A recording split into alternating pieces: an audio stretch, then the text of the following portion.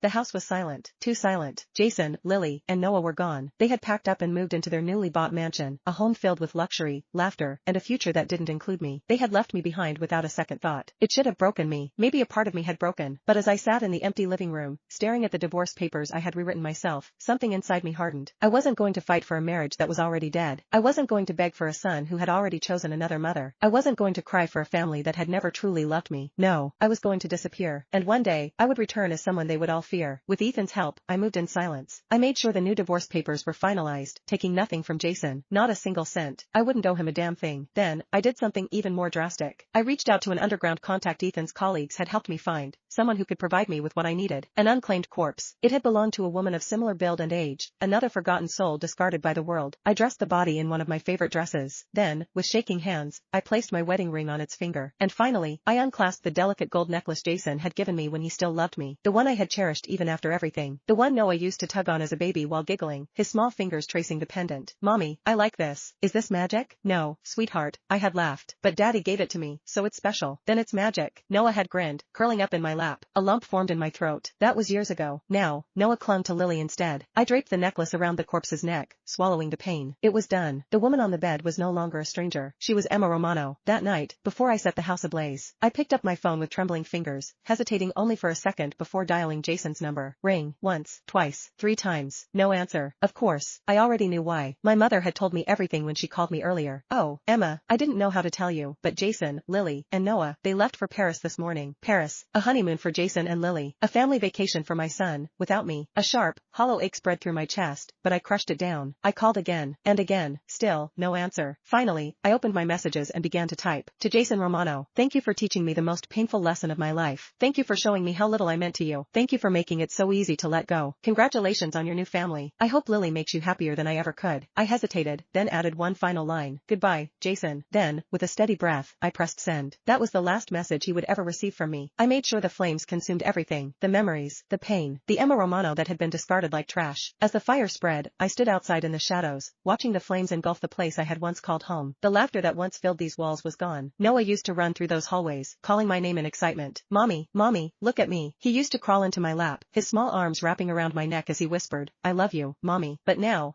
he was in Lily's arms. Now he called her Mommy. Now he loved her more. A sharp, hollow ache spread through my chest, but I crushed it down. Emotions had no place in my new life. By the time the fire department arrived, it was too late. The body inside was burned beyond recognition. And just like that, I was dead. The next morning, the news spread like wildfire.